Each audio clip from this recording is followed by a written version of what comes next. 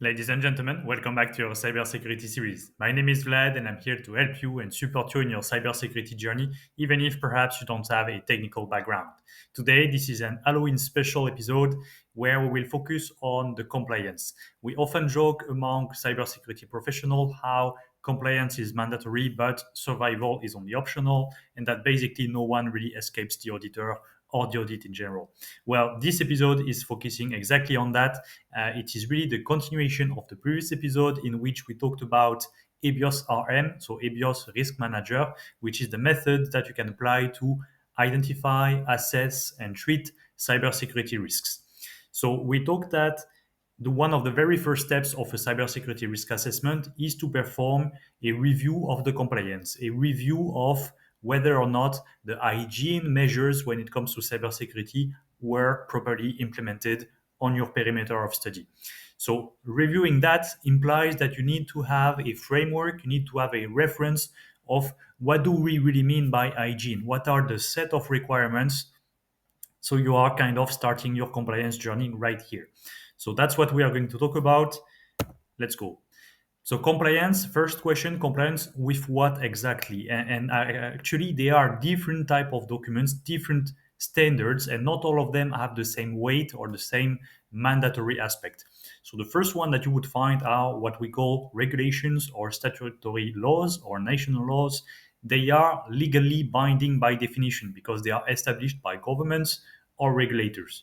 They are often sector specific. For example, dedicated to the financial sector or the assurance sector or the healthcare industry.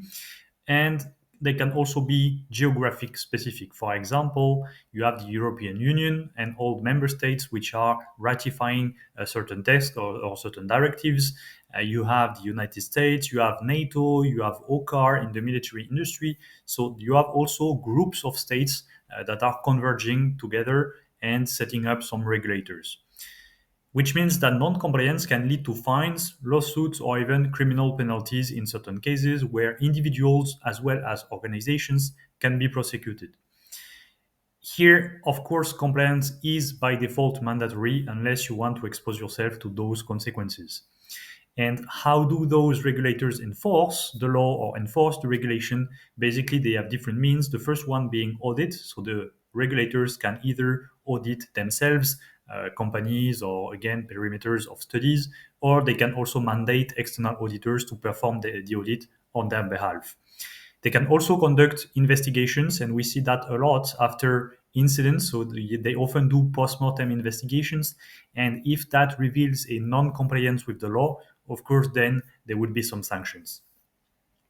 The second type of text would be what we call regulatory or contractual frameworks. They are not laws by design, they are not laws themselves, but they are often required by regulators or through contractual obligations on certain markets. And essentially, if you want to put your product on the market, if you want to be part of a certain industry, sometimes these are mandatory steps for you to get in. Otherwise, you would be denied entry or you would have to find other markets to deal with. Typically, if you are working in the defense sector or in the defense industry, there are certain norms or certain regulations that are applicable only to that industry, and non-compliance simply means you cannot make business in that area. So basically, yes, non-compliance means a possible loss of license, a loss of right, for example, to sell your product or to operate certain products. You can lose certifications, you can lose partnerships, you can lose access to RFPs, so requests for proposals, and of course, from a business point of view, depending on your industry, that can be a limitation factor.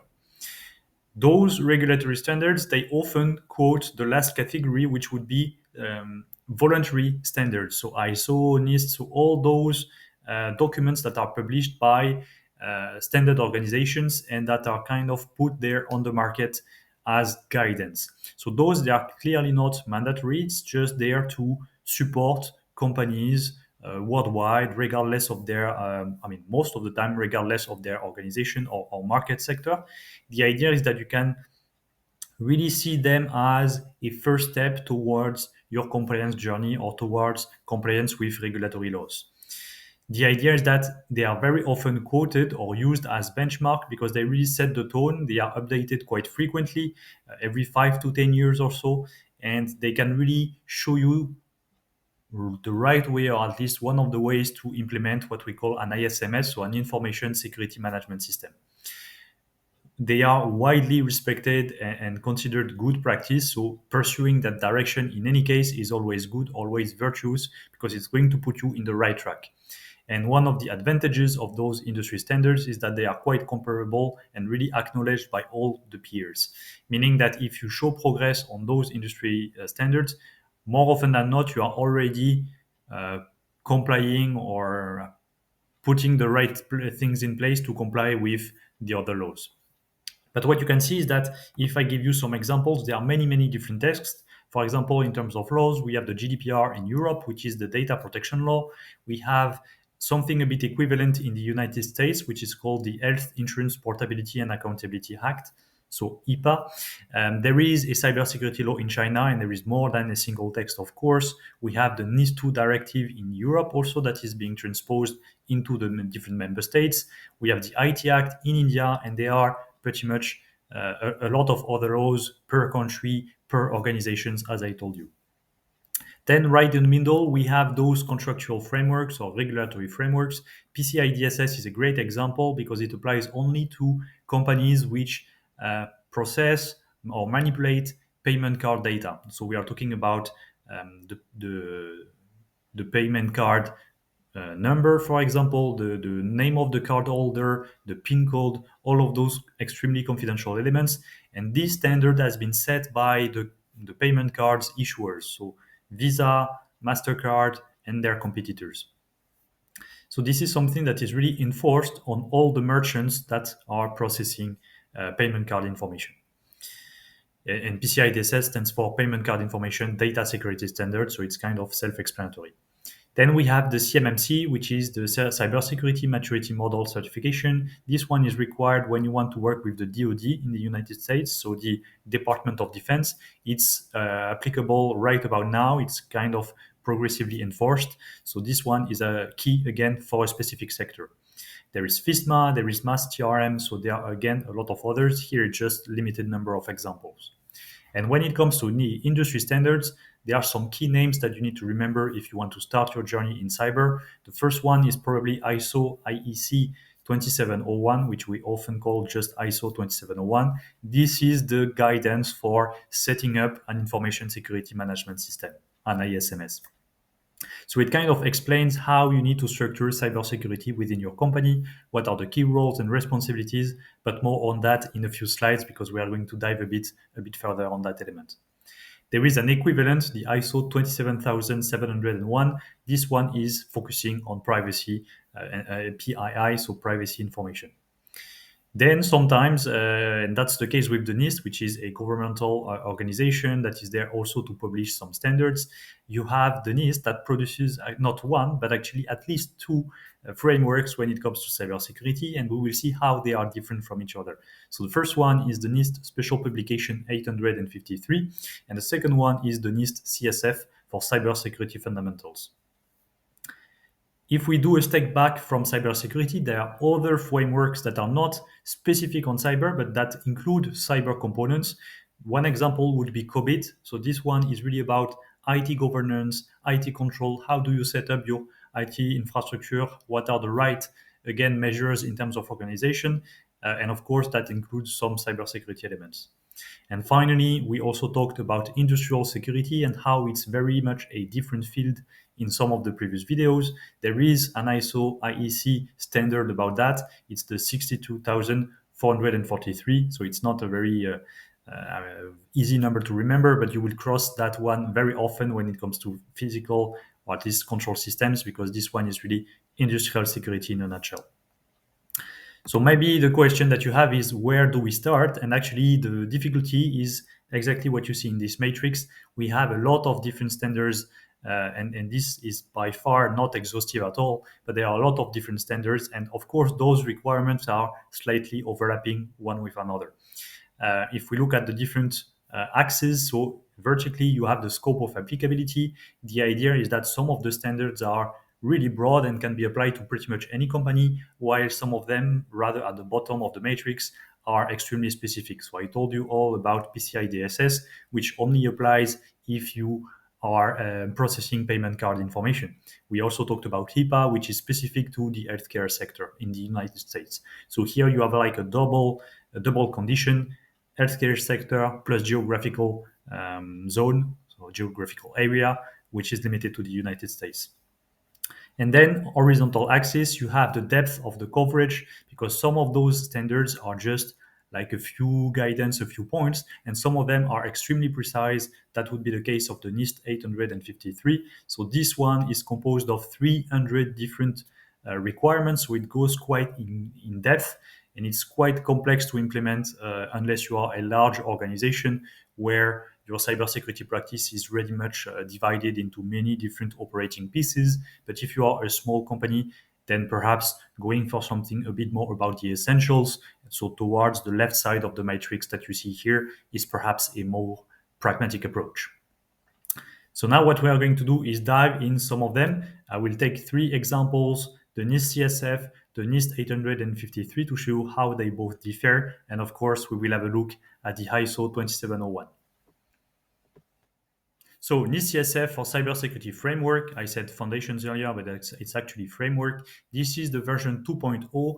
And as I told you earlier, those frameworks that are international, widely perceived as the guidance or something that everybody should implement, they are updated every 5 to 10 years. NIST CSF is just one of those examples. The version 2 is dated February 2024, and the version 1 was published earlier in 2018. So the idea is that it defines cybersecurity as a mix of six key components, six key actions that are depicted on the right side here. So first you have the governance, so govern. It's highlighted here in yellow, and the idea is that you are going to frame your cybersecurity activities in terms of roles, responsibilities, in terms of strategy, in terms of organizational context. Then you are going to define all your cybersecurity on paper. So how does it work in terms of policies, processes, procedures? Are you going to set the right governance bodies, so the right committees, to ensure that you have the right oversight over your cybersecurity activities? Once you have done these organizational measures, then you can proceed with the circle. So those 5 key steps are often represented in a cycle. You have identify, because first it's really about identifying who you are fighting against, identifying the threats, identifying your own assets, and what would be the risks associated with those. So once you have an idea of, again, what you are facing, then you can move into the protection phase, where you are going to apply protection measures on the assets, the endpoints, so the workstations, the servers, the data itself. So they are, as you can see on the left side here, in the purple dimensions, you have data security, platform security, but it's also about the protection of the people themselves through awareness and training dedicated on cybersecurity. Also, it's about protecting their accounts. So, of course, you have an identity and access management component where it's all about securing those users, those credentials, all those accounts that the people are using, whether your own employees directly or subcontractors or peers that would be using your information system. Of course, we are not exempt from surprises, which is why we need to detect suspicious behaviors. So that's the detect part here in orange. We are going to do some correlation. We are going to analyze certain events. And if we are prompted with suspicious indicators, then we can start the response phase. So the response here is in red. And of course, it directly deals with how do we manage incident? What are the right measures to put in place to analyze, understand what is going on, do the reporting, do the communication, and if needed, of course, implement mitigation measures. In the worst case scenario, if our IT systems or industrial systems are impacted, then we will have to do the recovery, meaning that we have to tackle how do we go from a system that is disrupted and putting it back on track, so back in a continuous cycle, so that it can again produce its value or continue with its business activities. So that's really the recovery, moving from an asset that is damaged back into a working situation. And so for that, there is again different elements about defining a recovery plan, executing a recovery plan, doing the communication around that. So you can see that the NIST CSF is really framing cybersecurity along those six different axes: govern, identify, protect, detect, respond, and recover. And of course, behind all those elements on the left side, there are additional requirements. So together, it's approximately 100 different requirements, but they are very practical, very down to earth, as you can expect from a framework.